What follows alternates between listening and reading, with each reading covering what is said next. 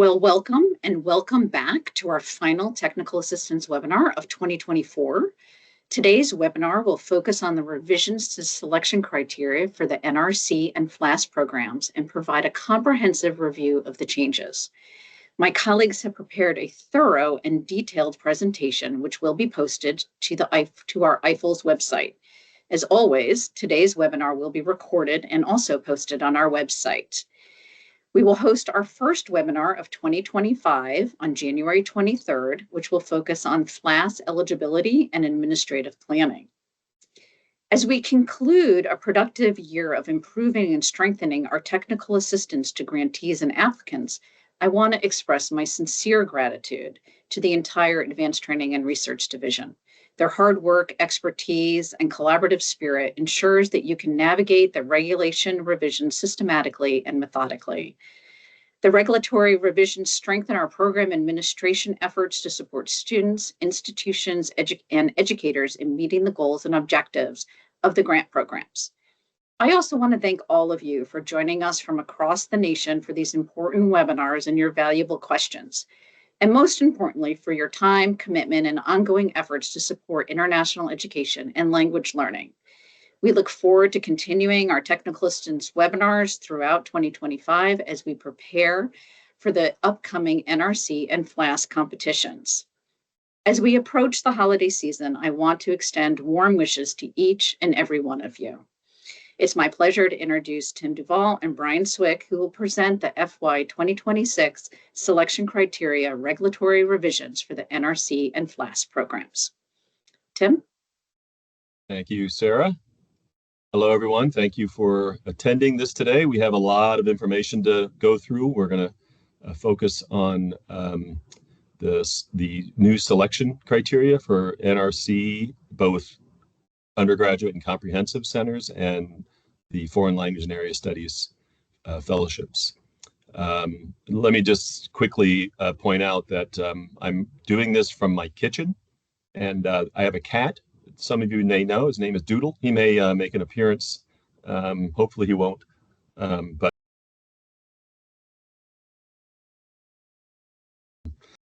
passes back and forth in front of me. So yes, as you can see, we are and as Sarah just noted, we are doing our last webinar of the 2024 calendar year. There still is another regulation webinar coming in January 23rd, on January 23rd, 2025.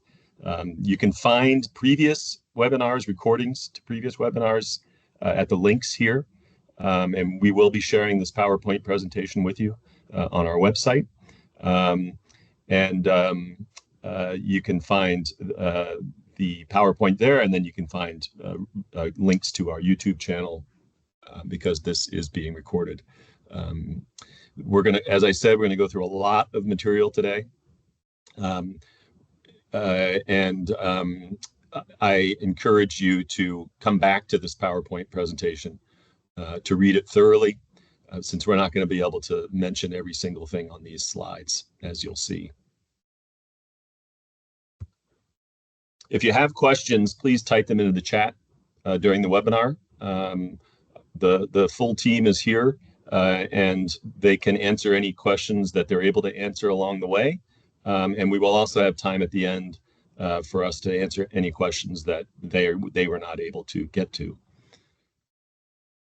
As always, and as we said the last time, not all the questions are likely to be answered during today's webinar. There is a form for you to, with a link there for you to follow up with questions that we will be monitoring, and we will incorporate any of those answers into future webinars where possible, or we will reach out with answers to your questions. And again, just to remind you, specific details about the next competition, such as competition priorities and precise dates, are not yet known. We will share that information when it becomes available.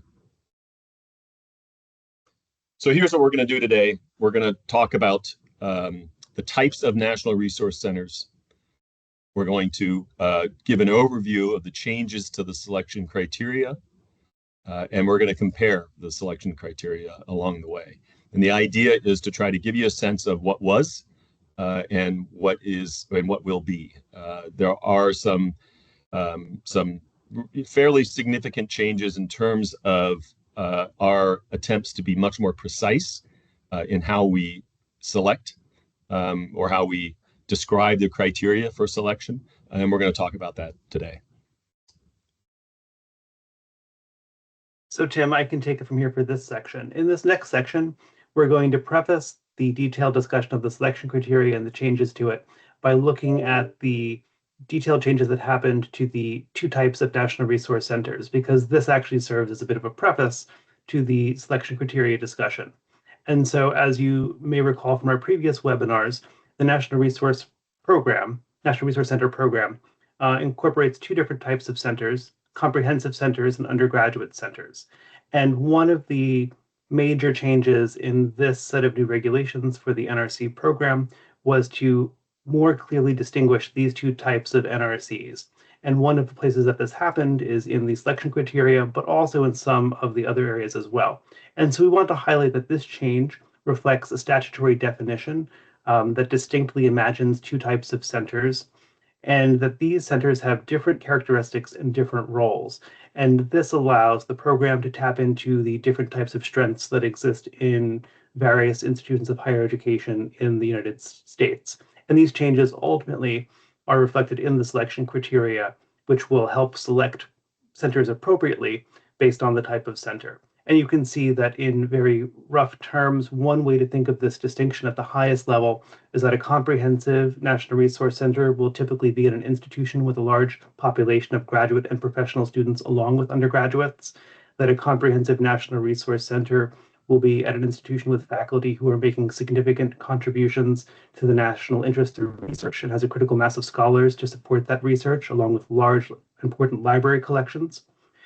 And generally speaking, there are no program level restrictions for the comprehensive NRC that are specific to just that type of center, whereas the undergraduate NRC will tend to be at an institution with very few graduate students, primarily undergraduates, and the purpose of the center is to support high quality teaching of undergraduates with a goal toward moving undergraduates into more advanced forms of area studies and foreign language training.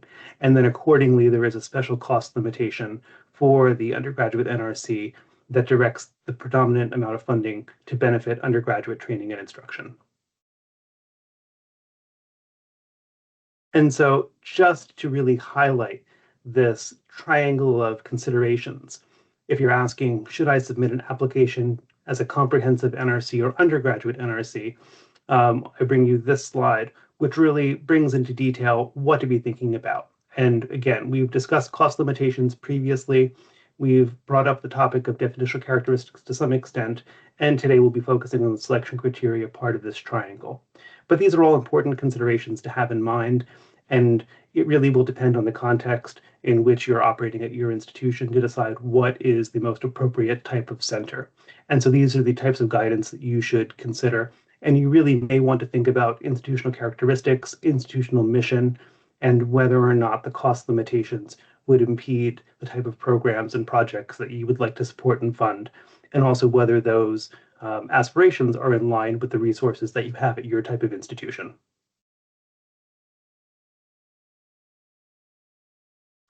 And we want to highlight that we do not view these centers as in any way being inferior or superior to one another. The comprehensive and undergraduate centers have distinct and complementary purposes in the way that our program has been designed.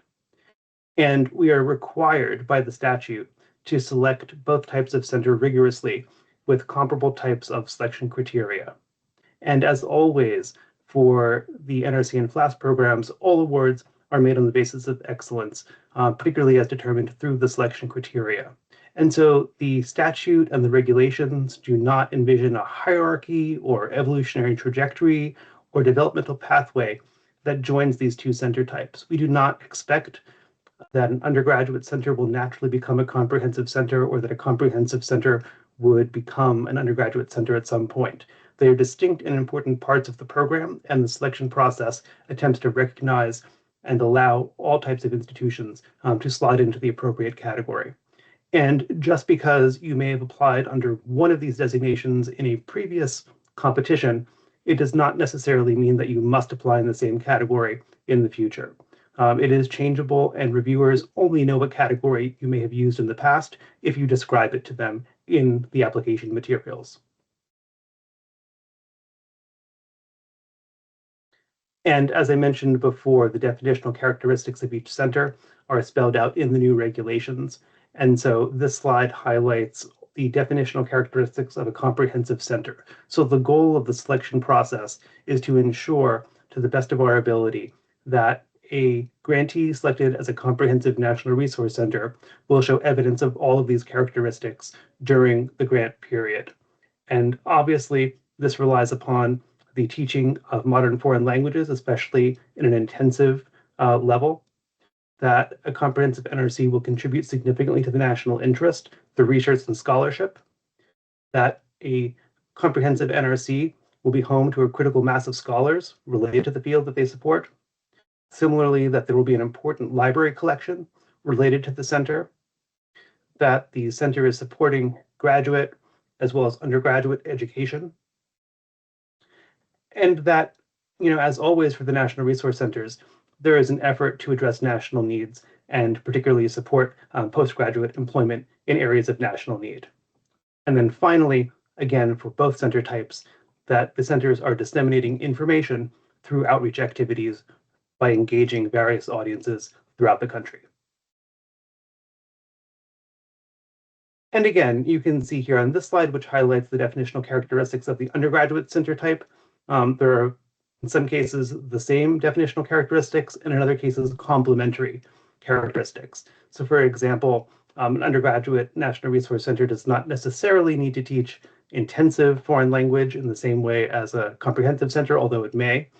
And then, as we mentioned earlier, there is a real focus on undergraduate education and particularly encouraging matriculation into advanced foreign language and area studies programs and professional schools. And otherwise, the characteristics are quite similar, but one of the other notable differences that you would notice here is that the standard of library holdings are a little bit different than the important library collection of the comprehensive center. But otherwise, the expectations of addressing national needs and disseminating information through outreach and engagement remain the same.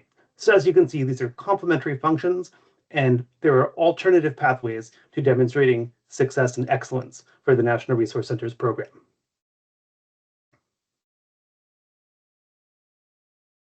And as I already alluded to earlier, one of the key distinctions between the undergraduate and comprehensive NRC type is this cost limitation. And so all activities need to be relevant to the center's type of center and area of focus. But as you can see in the very last point on this slide, an undergraduate center's project and related activities must predominantly benefit the instruction and training of undergraduate students. And this is a key limitation when comparing the two types of centers. Now we'll go to talk about an overview of changes to the selection criteria. I just want to highlight some of the key changes in particular. And again, we've said this before, this is what drove, the selection criteria is what drove this project. This is the main reason why we did it. We wanted to reduce the total number of specific selection criteria and also reduce the similarities between them across programs. We also wanted to align the project activities, project outcomes, and program purposes better. And that's what we're seeking to do here. And you'll see evidence of that as we go through the subsequent slides.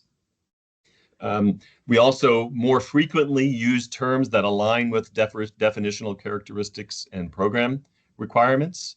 Again, you're going to see this. We repeat ourselves with regard to this in order to sharpen the focus for the criteria that address things like center operations, the capacity to administer fellowships for the FLAS program, rather than a broader consideration of all educational resources at an institution. So in other words, we're honing in a bit on what it is that the center does in the selection criteria. So we're asking you to be very specific about what your plan is. And you'll see this when we compare what we're going to do in subsequent slides is we're going to compare what the current selection criteria look like and what the new ones will look like. And you'll see much more specificity in the new ones and a much more sort of general, sort of more institutional take in the ones that are currently in place. Remember, these will go into place for the next competition. And also, we wanted to more consistently differentiate among existing resources, current impact, and proposed plans for the project period. So in general, when you're looking at the criterion headings, you'll see a broad topic is set for a group of sub-criteria. And the criteria that address existing resources or recent impact generally appear in the present tense or past tense. Criteria addressing plans for the project period generally appear in the future tense. So that can be sort of your clue for what's what. And we try to be consistent with regard to that and to be much more specific, as you'll see. So here are the selection criteria categories that will be in place for the next competition. As you can see, they look similar. The categories look similar in terms of the way they're described, but as you'll see, there's quite a bit more going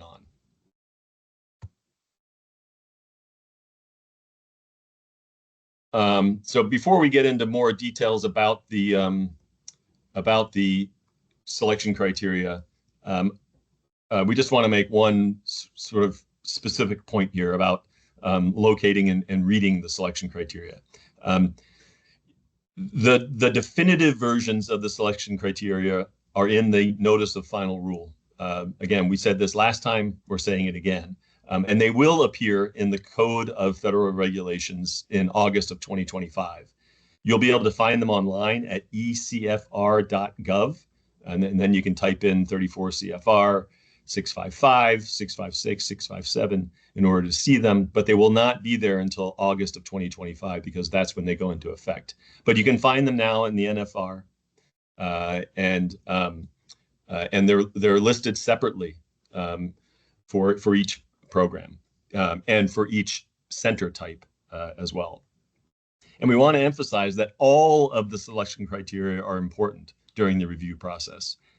We don't yet have points assigned to the various selection criteria. We will do that, and we'll talk a little bit more about that today. But we don't yet have those.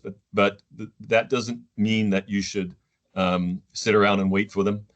They all matter, and in fact, these competitions can be really, really close. 1 point can matter, and so it's important that you focus on all of the selection criteria. We're going to go through them today, but we're not going to be able to go through them in complete detail. You're going to have to read them, and we highly recommend that you do that as soon as you can if you haven't already, and do it over and over again to make sure you know what is expected. The definitions that appear in the program regulations are what govern the interpretation of those terms in the selection criteria. So where you see terms that we have defined in the regulations, those definitions in the regulations are what govern the interpretation of those terms. There's also going to be some highlighting in the slides that are coming, and those are meant to draw attention to notable differences in a comparative perspective. Often there are new elements. There's a lot of new wording, but there are some new elements, and those are highlighted in the subsequent slides. But you should still address the entirety of each relevant selection criterion when you're writing your application narrative, and as you're preparing as well. The comparisons that we're about to show in the slides that are to come, they highlight relevant differences between old selection criteria, as well as among the three new sets of selection criteria: NRC Comprehensive, NRC Undergraduate, and FLAS.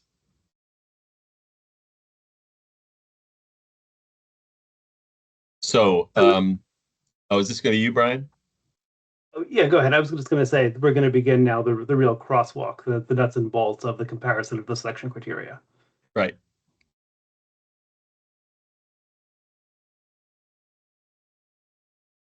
And so with that in mind, we're going to go through each of the categories and try to highlight some of these high-level differences between the categories and between the old and new criteria. And again, we're talking about old and new. New means the regulations that will go into effect for the next competition, and old or previous or pre-revision means the previous set of criteria. And we've tried to map them out to the best of our ability. As you see here using this format, and just going across the top, you see the terms pre-revision. Those are the old ones in the orange red on the left, and all of the new ones are in blue on the right, where you see NRC C here. That NRC C is NRC Comprehensive, where you see NRC U, that means undergraduate. So we try to do a four-way comparison here.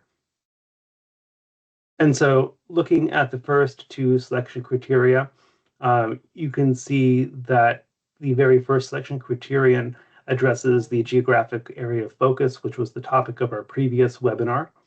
And if you're interested in that topic, I highly recommend looking at that. But here you can see again that intersection between the interest in geographic area of focus and the selection criterion. The application narrative will likely open with a discussion of the geographic area of focus, and several individuals have asked about whether there's the opportunity to provide a theoretical or intellectual or academic justification for the definition of a region. This would be the selection criterion where it's appropriate to do that to some extent. And again, whenever you see the term area of focus in the selection criteria, that is referring to this geographic world area requirement as described in section 0.3 of either 656 or 657. And yeah, and which is really highlighted here, right? And so again, the geographic area of focus will eliminate the international program category. And again, this is an example of one of the slides that Tim mentioned where we provided these definitions and context so that you have a ready reference when you come back to this slide deck.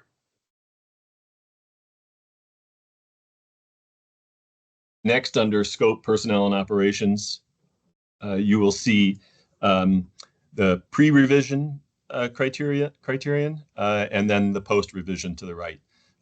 Here we've highlighted the consortium. You're now required to provide a consortium agreement. We'll talk a little bit about that in a subsequent slide. But this one deals with the adequacy of governance and oversight arrangements for the proposed center. So it's asking you to describe to the reviewers how you've structured your center, and they're going to determine the adequacy of the governance and the oversight that you've put in place. And then for a consortium, the extent to which the consortium agreement demonstrates commitment to a common objective. Again, more to come on that. And you'll see that under the undergraduate and FLAS as well. It applies in all cases. These are the assurances. This is a list of the assurances and other information that you have to include in your application. Often these are in the appendices, but you can draw attention to them in the narrative as well. Some of them are directly related to selection criteria, others aren't, but they're all important parts of the overall project design. So you'll see that each institution or a member of a consortium must provide all of the following. So an explanation of how the activities funded by the grant will reflect diverse perspectives. That's reflected in the project design selection criteria. A description of how the applicant will encourage government service in areas of national need. You also have to submit an applicant profile form. This has always been the case. But there are a few new things, and those are highlighted. The applicant must submit a description of the applicant's travel policies if they have them. So many of your institutions have travel policies in place, and we're asking you to submit a description of those. If you don't have them, then we're asking you to state that institution doesn't have travel policies. Some institutions don't, most of them do, and when you do, we're asking for you to describe them to us. This helps us better administer the grants post-award, and so we're asking for that. Also, again, as I hinted previously, each consortium applying for an award under this part must submit a group agreement we call it a consortium agreement that addresses the required elements of 34 CFR 75.128. So you can go to that regulation and find it's very short, and it just says that if you have a consortium, you either need to establish some kind of legal entity, or you need to give us a description of the agreement that you have that describes the rationale for the consortium and what the various roles of the consortium members will be. And that will also be, that's part of the selection criteria, and it will be part of the review process. For the FLAS applications, very similar, but one of the things that we've added is an estimated number of the students at the applicant institution who currently meet the fellowship eligibility requirements. One of the things that we're trying to do with the new selection criteria is have you think intentionally about how you're asking for the number of FLAS fellowships that you're asking for. So we want to know sort of a general idea of what the supply is.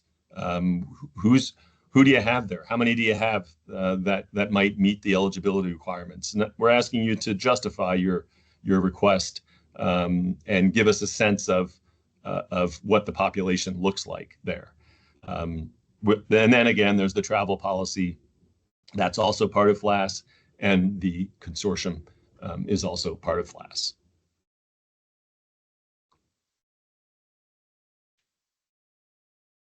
Now, as Tim mentioned previously, several of the new selection criteria really try to focus on, oh, Tim, looks like you jumped ahead one too many. I really tried to focus on the differentiation between when we're asking about the entire institution and when we want to know about the center or program or administrative unit that's really administering the grant. And this is an example of one of those cases where in previous application cycles, we've had a criterion that asked for a description of institutional support writ large related to a particular area studies field at your institution.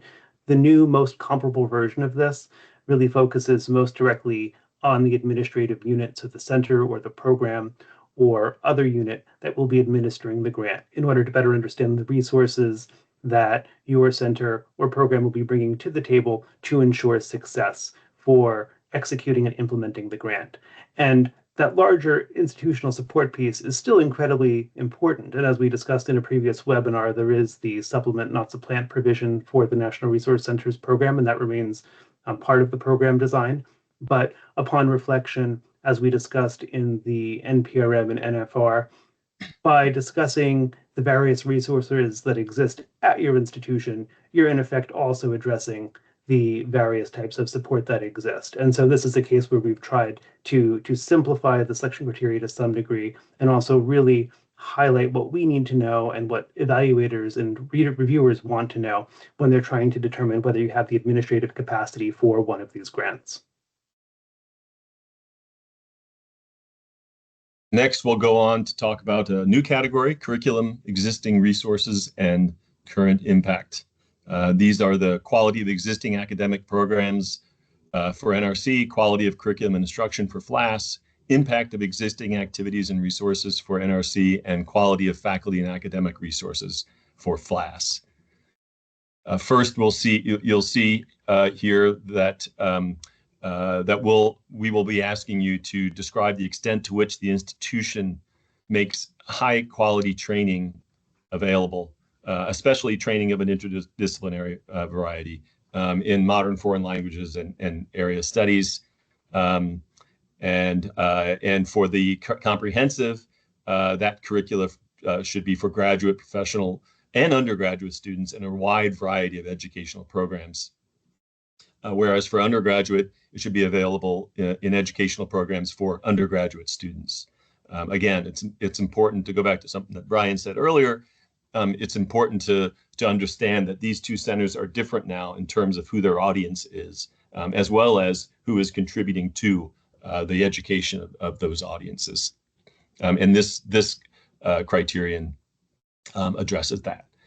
When it comes to educational programs, that is defined by us in 34 CFR 655.4. You can see it there. It's a legally authorized post-secondary program of organized instruction or study that leads to an academic, professional, or vocational degree or certificate, or other recognized educational credential, or is a comprehensive transition and post-secondary program as defined by regulations that you can be found at 34 CFR 668 subpart O. So that's the definition of educational program. There's more there. We're not going to go into it. You can read it and for yourself. But that concept now is important and especially important for the FLAS program and we'll go into more detail about that in January. And then on that note, we just wanted to highlight the rule of construction for Title VI programs. The Secretary of Education is not authorized to mandate, direct, or control an institution of higher education's specific instructional content, curriculum, or program of instruction. Okay, we're not telling you how to teach. We don't have the power to do that. We're not telling you how to construct instruction or curriculum or anything like that. We're instead asking you to look at the educational programs that you have on campus and use those to guide the FLAS program and NRC programs.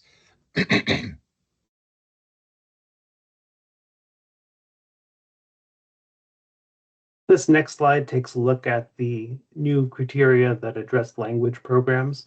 And as you can see here, as in some of the previous slides that Tim discussed, we've tried to simplify and collapse the selection criteria wherever possible.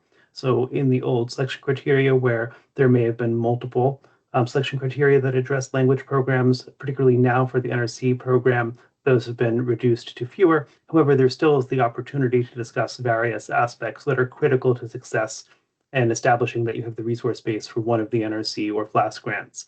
And particularly for the NRC and FLAS program, particularly focusing on NRC comprehensive, this notion of intensive language instruction is very important, and more on that in a minute. And then for both parts of the NRC program, we are especially interested in seeing how you as an applicant can describe the degree to which your language offerings represent distinctive commitments to depth or breadth of coverage. And again, these are both important aspects of understanding the national, international, and foreign language education infrastructure. And again, this idea of depth and breadth. So perhaps, if you have a very strong program in one language with, 9 or 10 years of equivalent of study, that's something important to highlight, although that might be an extreme example. Or if your institution is able to support hundreds of languages, that's also important to focus on. And so we want to recognize both of those as contributing to the national infrastructure.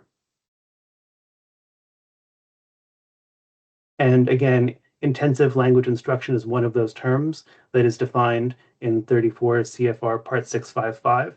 And intensive language instruction in the context of these programs means instruction of at least 5 clock hours per week during the academic year, or the equivalent of a full academic year of language instruction during the summer. And this doesn't necessarily mean that this must exist for every language, but to the extent that it does exist, it would be appropriate to point that out when addressing this selection criteria.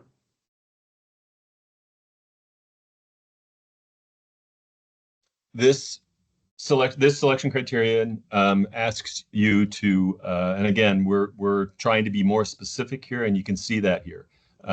The extent to which qualified experts at the institution provide modern foreign language instruction in the applicant's area of focus that utilizes stated performance goals. More on that in just a second. And you'll see that on comprehensive, undergraduate, and FLAS.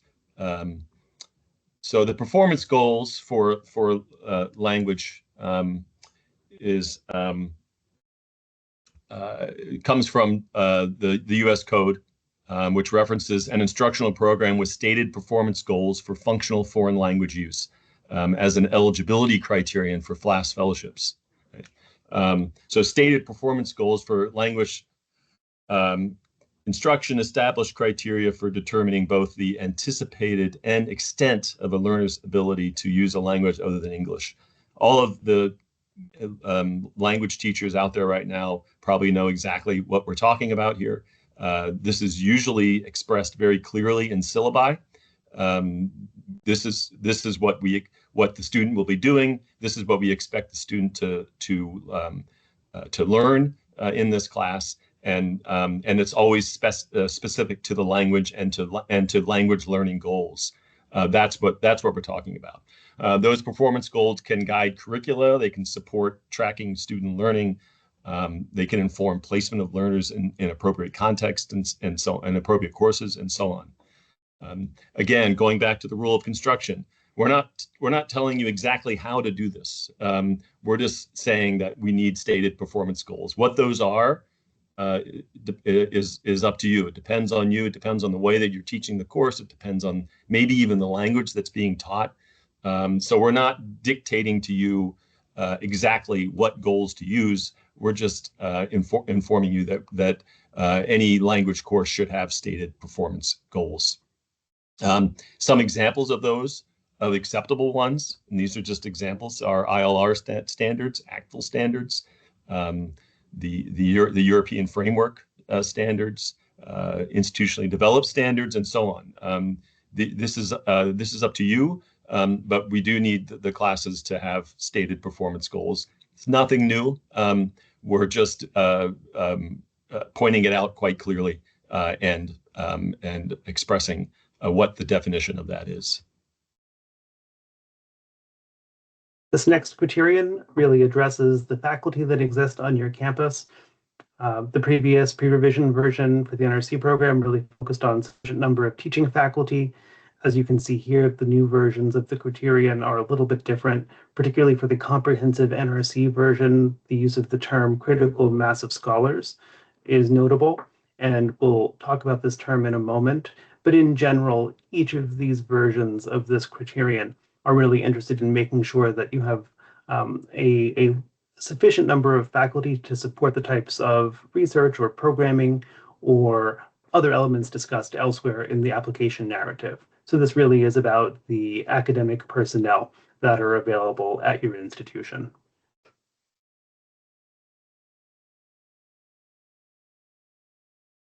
And returning to that term critical mass of scholars, this is a term that's defined in 34 CFR 656.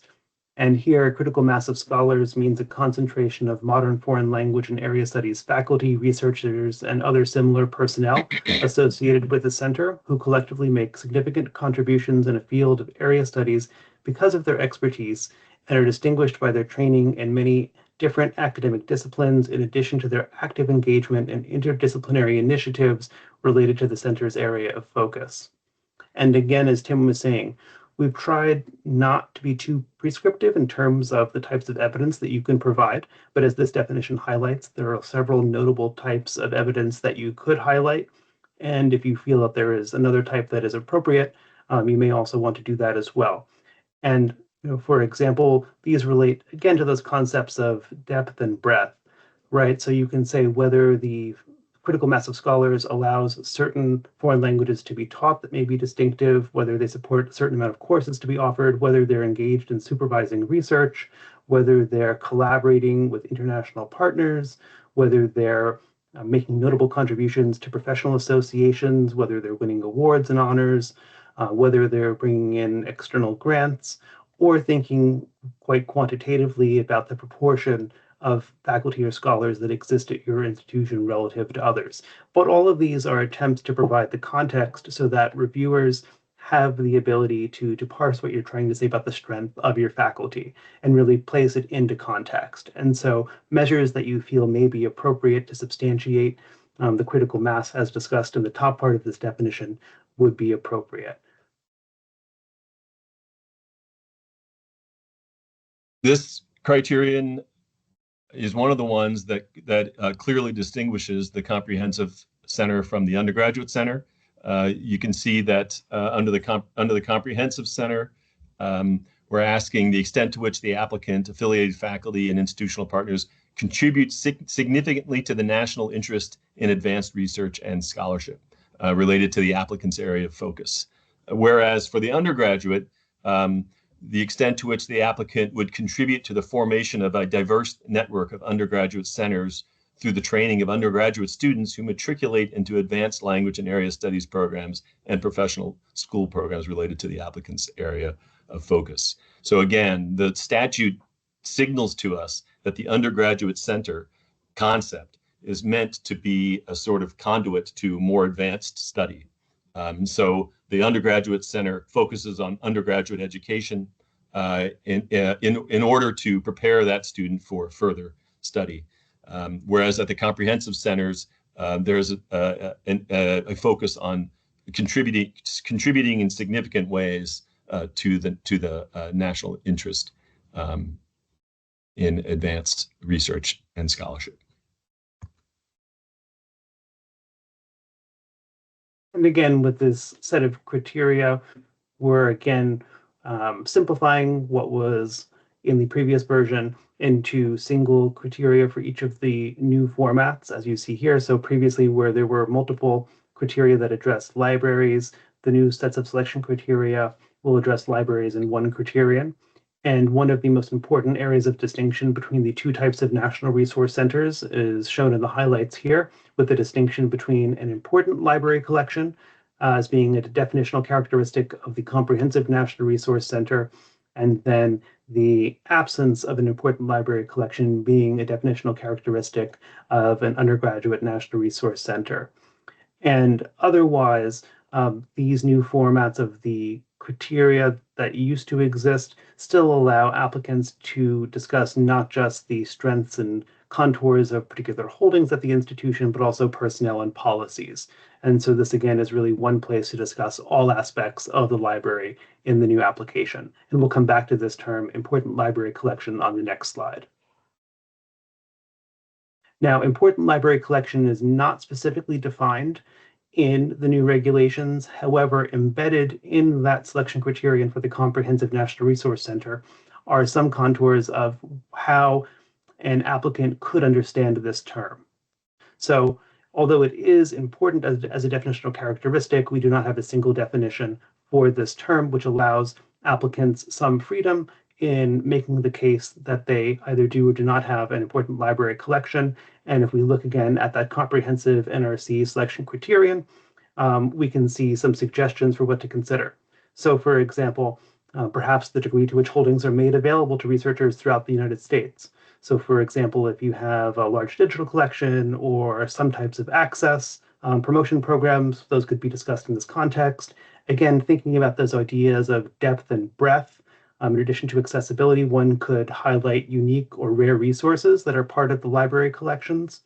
And then also that human element as well, and highlighting the types of expertise that exist and reside on campus to curate and maintain and facilitate the use of all of those resources. And again, as we're discussing library collection here, we want to point out that that term can be construed quite broadly. We're not saying that you can only discuss the main campus library, but really anywhere that library collections reside on campus or anything that would resemble a library collection.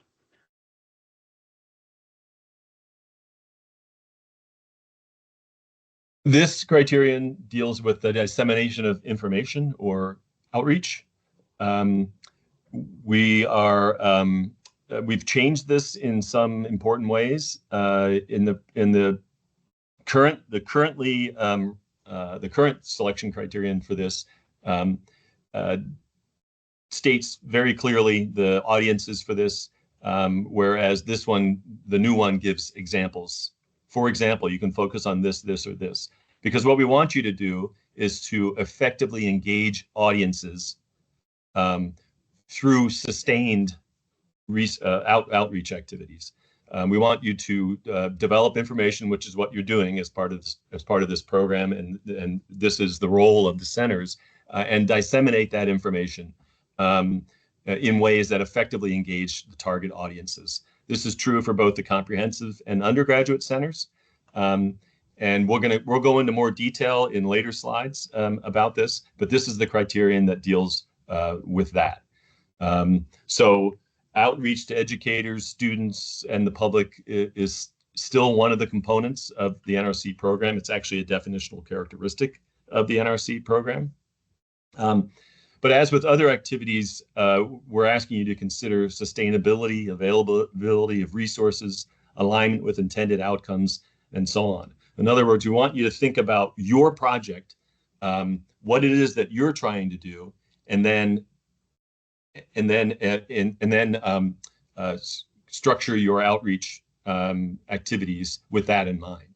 So fewer, more interactive, intensive activities are allowable, but also large collaborative activities are still allowable. Right? These are still allowable, but what we want you to do is think about what your how your evaluation feeds into your project design. So some of the shifts that emerge from the new regulations, there's an increased emphasis on languages and regional area of focus in the global context. There's a greater interest in describing outreach in terms of meaningful engagement with various audiences, potential depth of impact, thoughtful design of effective and sustainable programming, alignment with specific NRC project goals, and also NRC program purposes. You remember that slide, and we're going to come back to it. The program purposes for NRC feeds into 655.5, the new section that we included in 34 CFR 655 about the purposes of the program. We're asking you to, as you're designing your projects, to design them with those in mind. And again, we'll come back to this in a subsequent slide. So there's still an interest in regional national impact, curriculum standards, teacher training, and so on. That's still in place. And also we're encouraging you to think less about participant numbers and more about the type of engagement that you're having. So some potential considerations other than numbers might be intensity, the effort and the potential likely impact of the activity, the audiences for the activity, the scale and the scope of the activity, and so on. Again, we're gonna cover this in some more detail in later slides. And it's worth noting that, as suggested by the heading on this slide and the one that Tim was talking about a moment ago, when we're talking about the current curriculum, existing resources, and current impact, the tense is very important. So for these selection criteria that Tim was just mentioning and the ones you see on the slide now, these are primarily asking about what's already going on at your institution or what recently has transpired. And then these will mark a transition point in our discussion, because after we're done with this slide, we will go towards the elements of project design and planning that will switch to that future tense. And so up until this point, it's primarily meant as a description of what is already happening at your institution. But everything that Tim said is still relevant for framing that discussion about outreach in particular. So all of these criteria just highlight some of the definitional characteristics that we need to select for, and then those can also inform some of your project planning later on. Now, on this slide, these selection criteria all address the concept of national needs. Again, this is not new to the selection criteria, but this is what the kind of, again, that current or recent element will really focus on. And then there's the opportunity to address a future-looking version of this later on in the selection criteria as well. So we're really trying to tease apart what already is from what will be, as Tim said earlier. And here we are with project design and rationale, project planning and budget, and quality of project evaluation. Those are the criteria that we will discuss now. First, you'll note that what will be the previous selection criterion simply says the activities for which the applicant seeks funding are of high quality and directly related to the purpose of the National Resource Centers program. It's a little bit vague, and we decided to go into quite a bit more detail here to explain exactly what it is that we're looking for. So we're looking for you to consider what the intended outcomes of the proposed project will be. What are the intended outcomes, and are they clearly specified? Is it possible to achieve those within the project period? And will it address any specific gaps or weaknesses in services, infrastructure, or opportunities related to the center's area of focus? So there's still a discussion about the purpose of the National Resource Centers program, but we are much more specific and clear, I think, about what it is that we're looking for with regard to this. This is the same criterion for both comprehensive and undergraduate centers, right? What are the intended outcomes? What do you think will be the outcomes of the proposed program? Which brings us back to the general program purposes. As I was saying earlier, and as we said in previous webinars, we're asking you to take into consideration this new section. In fact, you're required to take into consideration this new section, 34 CFR 655.5, which lays out what the general program purposes are of the Title VI programs. And then we're asking you to design your project with those program purposes in mind. So what is the purpose of the National Resource Centers program?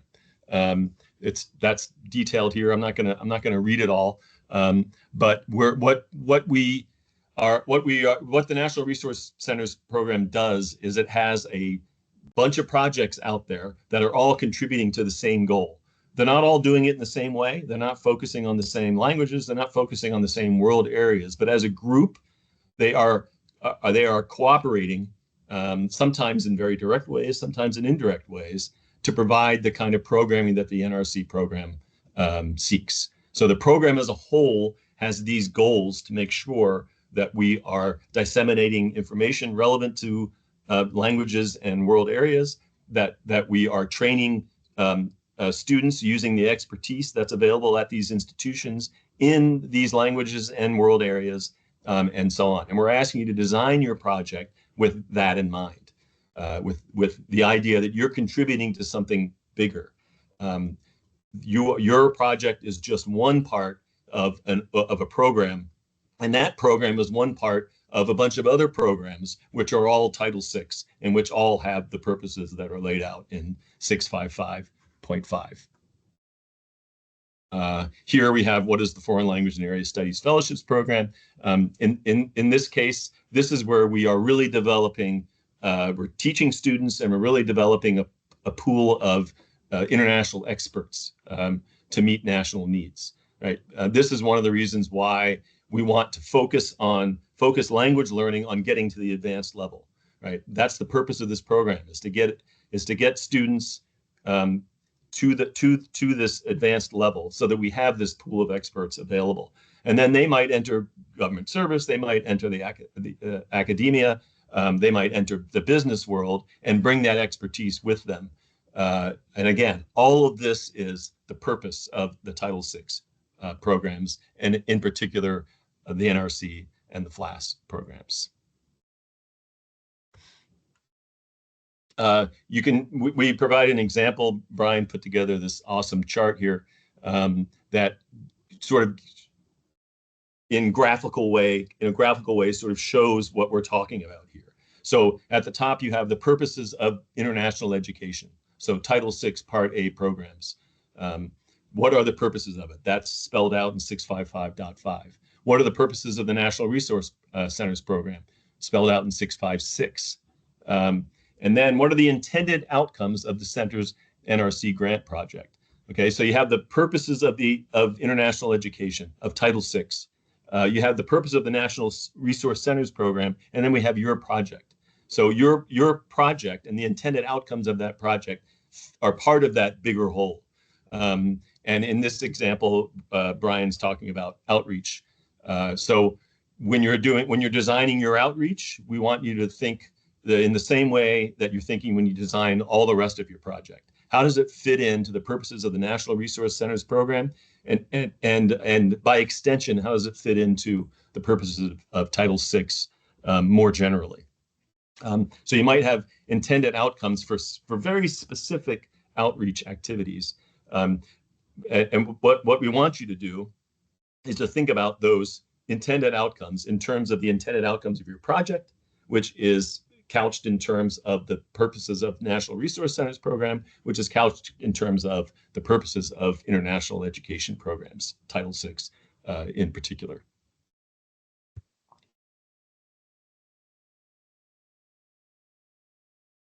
And as Tim mentioned, that particular type of framework could be extended to any aspect of the grant project, not just outreach, although that is a convenient example.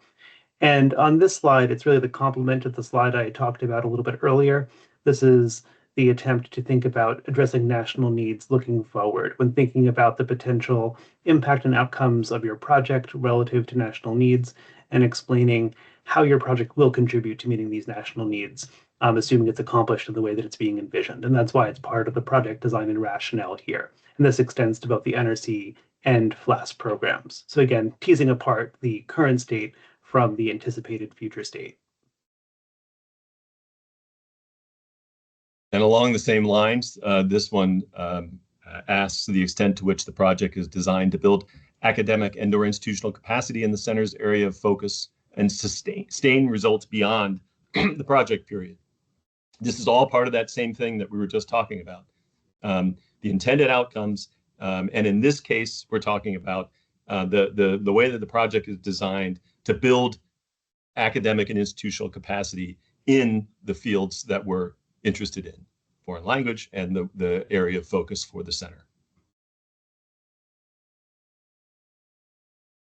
Now, this slide highlights a new criterion present for for both programs and both types of national resource centers.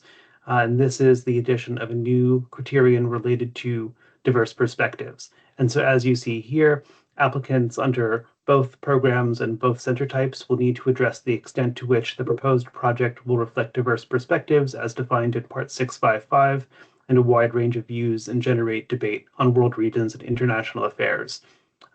This will be an opportunity not only to address that criterion specifically in the context of your application, but also a chance to tie in the statement and assurance that Tim was discussing earlier. And so that you don't necessarily need to duplicate those two, but given that you must submit the other assurance as part of the application, one way to approach this criterion for one of these programs could be direct reviewers to particular aspects of that statement and to perhaps elaborate on that to the extent that it does impact your project design and rationale. So again, this is really in the context of how you're designing your project, in addition to whatever other aspects that you would like to discuss.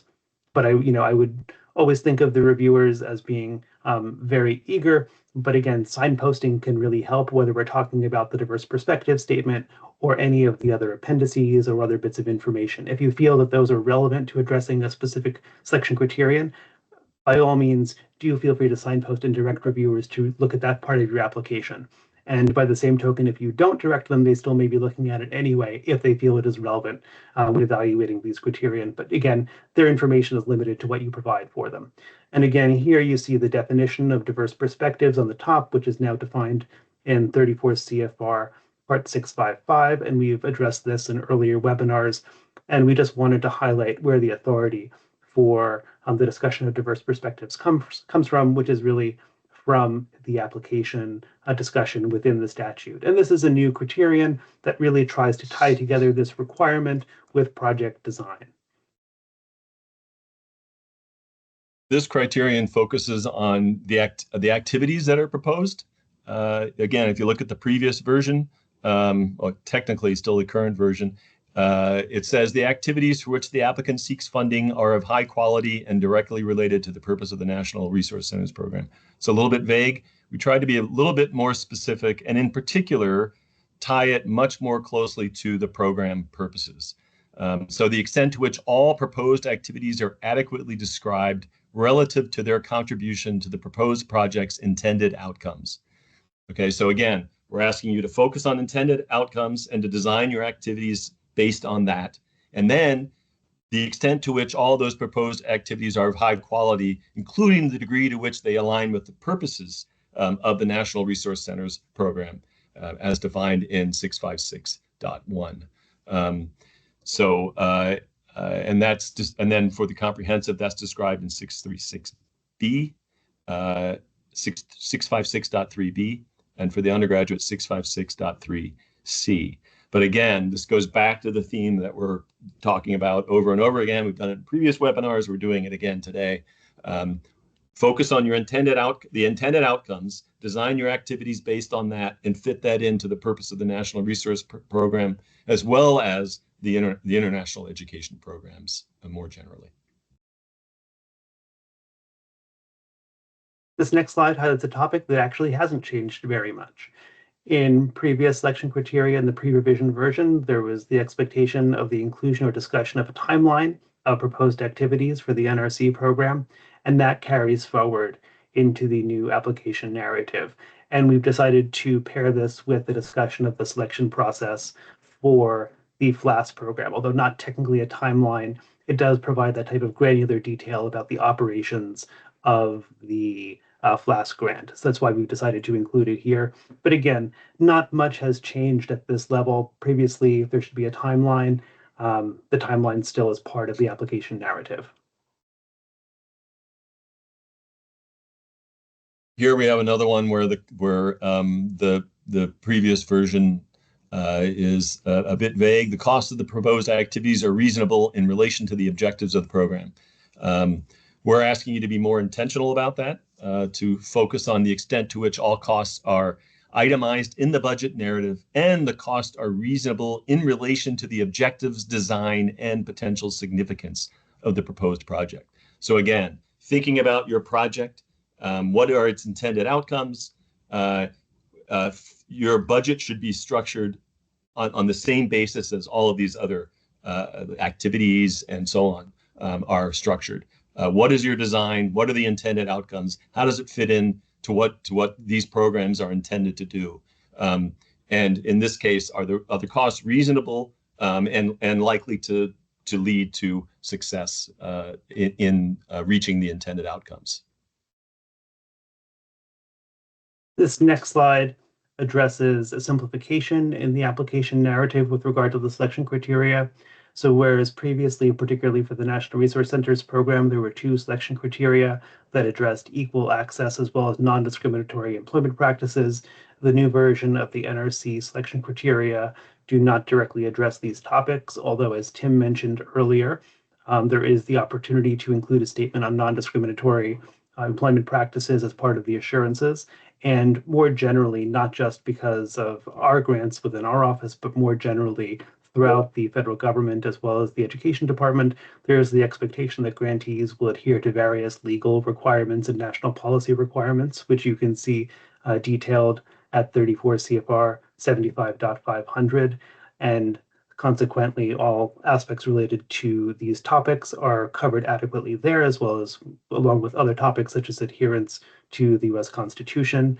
The only thing that hasn't changed is there still is an interest for the FLAS program in identifying barriers to participation in the FLAS Fellowships program, because we believe this will help improve access of students that are eligible to the program and thereby spur further competition in the spirit of a merit-based selection.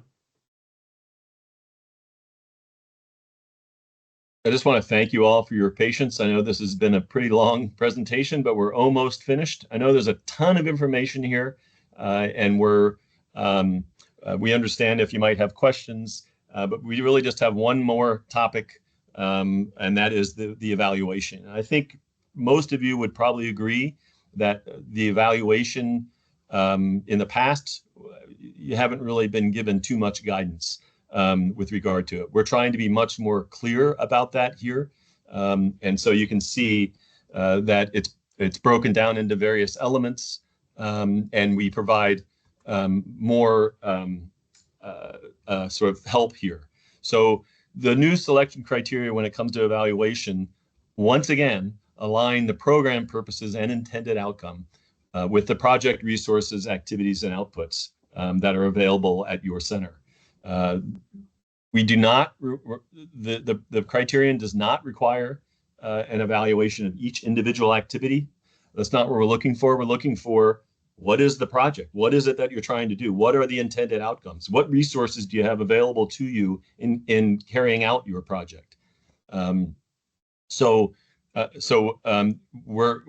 we want your evaluation, like everything else. We want it to be specific to the intended outcomes that you're seeking, specific to the design of your project, which will fit into the National Resource Center program and the Title VI programs writ large.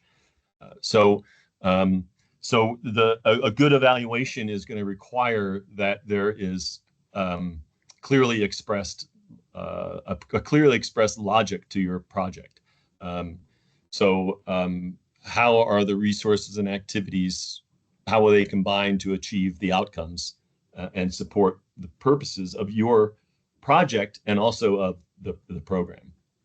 So the evaluation begins with design, right? The evaluating your project will depend on the way that you have designed your project. It documents the logic of the project. It identifies key metrics and data sources. It outlines evaluation methods and activities that will be used throughout the project. And it records all evaluation roles and responsibilities when designing the project. So again, we're asking you to think about what it is that you're doing and how it all fits together. And the evaluation is part of that as well. I won't go into a lot of detail here, but we've provided some resources from the Institute of Education Sciences to help you think about your evaluations. We don't require any specific evaluation methods. We don't require that you develop or submit logic models for your project. You can do that, but that's not required. But the Institution of Education and Sciences here at the department has done a pretty good job of providing evaluation toolkits, and there are links there to help you think through this.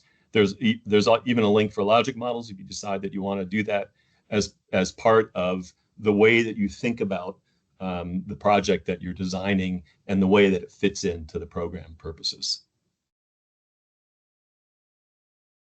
So believe it or not, it's time to wrap this up. Again, thank you for your patience. I know there's been a lot of information provided. Just want to say a couple of more things that are sort of less substantive, but might be on your mind. Technical review forms. These are forms that are provided to the reviewers for scoring during the review process. We have draft versions of the technical review forms already. They will be available on the website for your reference. These initial drafts do not yet have points assigned to them. We will eventually assign points to these, but we encourage you to not worry too much about that and instead focus on every single selection criterion. They all matter, and any one point can make a difference, as I said earlier.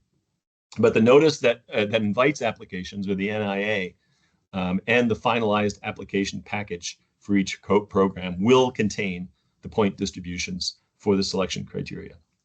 So we will be as transparent about that as we can.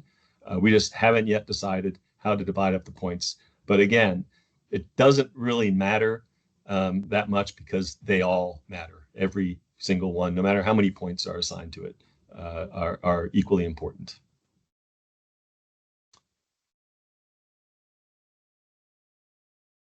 Another thing that you'll notice is that the regulations outline the general application requirements. The NIA and the final application package or packages contain detailed instructions for applying to the programs, including guidance on any appendices that applicants should submit as components. So that's when all of that will become official, when the NIA comes out and the application is finalized. The regulations also list many possible competition priorities. The NIA and the application package will alert you to what competitive priorities actually will be in the competition. There's a lot of options you'll see in the regulations. There's options listed. You know, the secretary might decide to focus on this or this or this or this or this. That doesn't mean that all of those will be in there. In fact, maybe none of them will be in there. That's just a list of the possible competitive priorities. You might also consider reviewing the current version of the IRS information collection system, as well as the proposed revisions. There are links here in the document for you to go and have a look at those, because that can help you as you're planning for any reporting for the grant. Also, the next round of competition and funding for the first year of the next grant cycle is related to appropriations for next fiscal year. So we're currently in fiscal year 2025. It will fund the fourth year of the current grants. Next year, 2026, will fund the first year of the next competition. Okay, so the appropriation that we have now doesn't have anything to do with the upcoming competition. That will be decided based on next year's appropriation.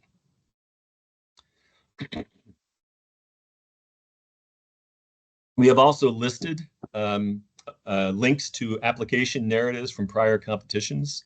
Those are on our website, and there's a link here in the PowerPoint. They might be a useful resource for you to have a look at, but keep in mind that those ones are responding to the old version, the previous version, pre-August 2025 selection of the version of the selection criteria. Also, please note that we're not able to provide substantive feedback on draft applications for these programs. We're happy to provide any general information about the programs. We're happy to clarify our guidance.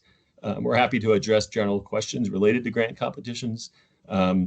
Give some helpful hints about what maybe you can start on now and so on. But we're not able to give any substantive feedback on draft applications. Again, this is if you have specific questions. Here's a link to the NFR and the NPRM. In previous webinars, we've talked about what the difference is between these two, but you'll find the final regulations, final approved regulations in the NFR, the Notice of Final Rule. You'll find explanations in that as well, and also some explanations in the NPRM, the Notice of Proposed Rulemaking, that are also still relevant. So that's the additional explanations part that's in the parenthetical statement there. Again, if you want to reach out to the 655, 656, and 657 update team, that's me and Brian. Those are our email addresses. Please feel free to reach out. And then if you have more general questions that are related to your world area, or to the big boss, Sarah Beaton, their contact information is there. Finally, please connect with us. As we always say, we have all kinds of resources for communicating with you, we hope that you'll follow us on these various channels. So again, thank you for your attention, and I don't know, I have no idea what's going on with questions, but we'll take a look and see. Thank you so much, Tim and Brian. That was an amazing overview of a lot of material. I think we have responded to most of the questions in the chat.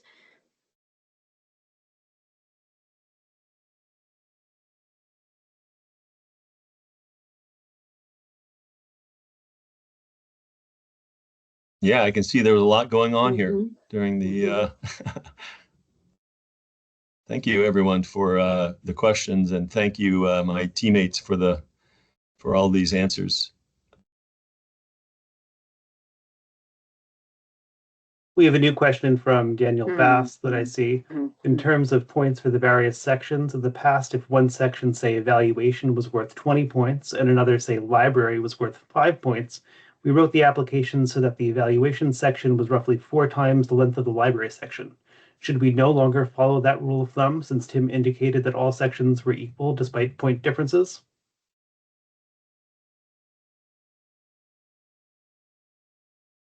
I mean, they're all of equal importance. They all deserve attention and full explanation. The points might be different. We don't yet know. But I don't think that the points should necessarily guide how long a particular section is. I think instead you should focus on thoroughly explaining what your project design is, what your intended outcomes are for that particular element, and how you're going to meet those outcomes. That should be the rule of thumb for everything.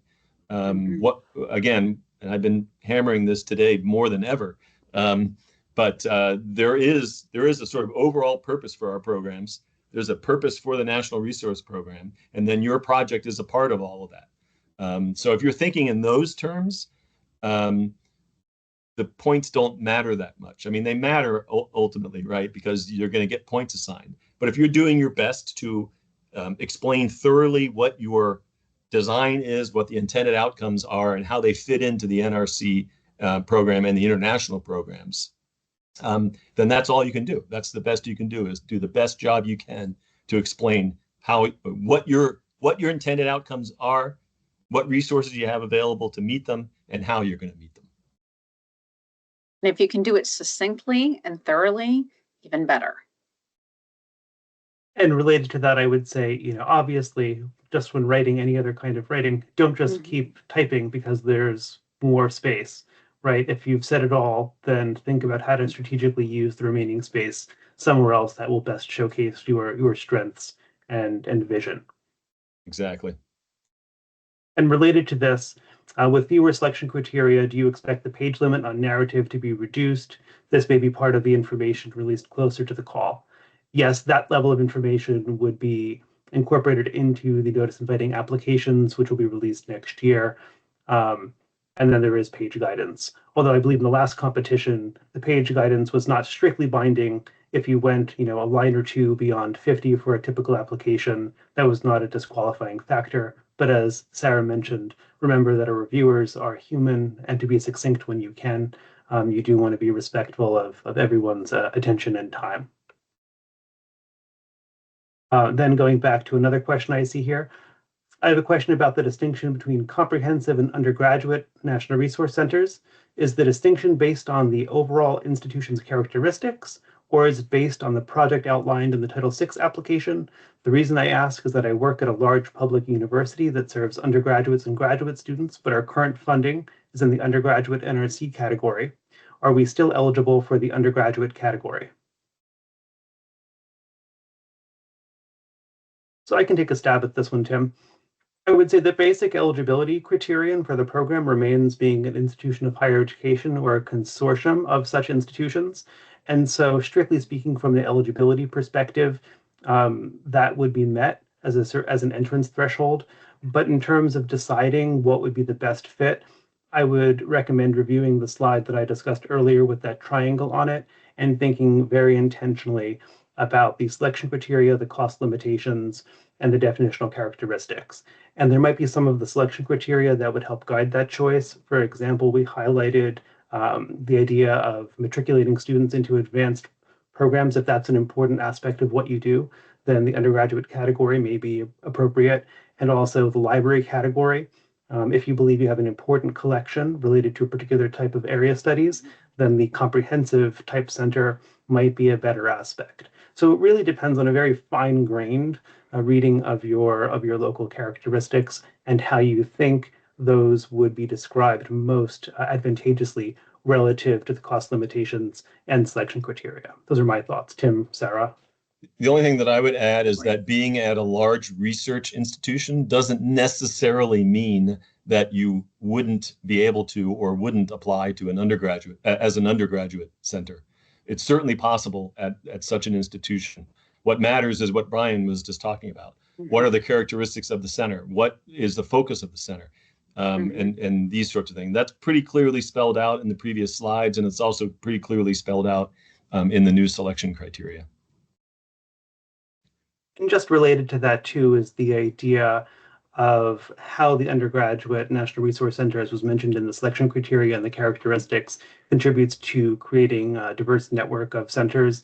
And so you would need to be able to describe your institution as contributing to that mission in some aspect. But again, that comes back to thinking about the characteristics and selection criteria. Let's see. So we have another question. Could you talk about the consortium agreement? What does it entail? As Tim mentioned earlier, there are really two parts. One is a discussion of the rationale, and the other is a more sort of legalistic financial aspect that discusses roles, responsibilities, and governs the sort of administrative minutia. And those are spelled out in greater detail in the reference that we provided earlier. And we will provide much more guidance in the application package that spells out those expectations. But I think the most important part is to remember the purpose of that in the application, which is to guide us during the award phase, the post-award phase, and helping administer your awards and knowing how the responsibilities are partitioned, and also during the review phase, helping reviewers understand the administrative and oversight and governance arrangements for your grant. And so it should be supportive of that so that reviewers can understand how the award will be administered across multiple institutions. So we have another question on intensive language instruction. Do you prefer to see this throughout the academic year, or would summer intensive instruction also meet that expectation? So go ahead, Tim. No, you go ahead, Brian. Oh, I was going to say, as a definitional characteristic of the National Resource Center, we would expect it to be somewhere as part of the curricular offerings. Obviously, where it is better, it depends on the particular context. We would love to see it everywhere, right, for every language. But given that that may not be realistic at all institutions, I'm simply highlighting where it exists and the function it fulfills would be the best advice I would have given the selection criteria.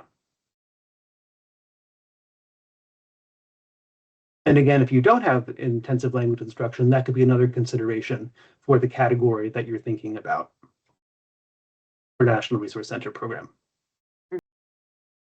Well, as always, don't hesitate to reach out if you have other questions. We can answer them. There's obviously the other webinar coming up next month that Tim mentioned, particularly focused on the FLAS program. And we'll have ample time between now and the next competition to continue answering those questions and providing additional guidance.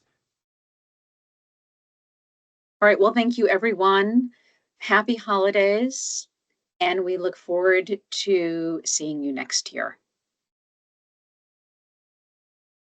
Real quick, Eric said, can you add to the chat the link for 655.4? It's very easy to find, ecfr.gov, and then search for 34 CFR 655.4. It'll come right up. And I did just drop it in. That's one that I do on speed dial. And because look at that, speed dial, nice. Because it's in 655, the new version is already published, so we can send it around. So there's all of part 655 for you, Eric. Okay. Okay. That's it. Thanks, everyone. All right. Take care. Bye, everyone. Bye. Bye-bye.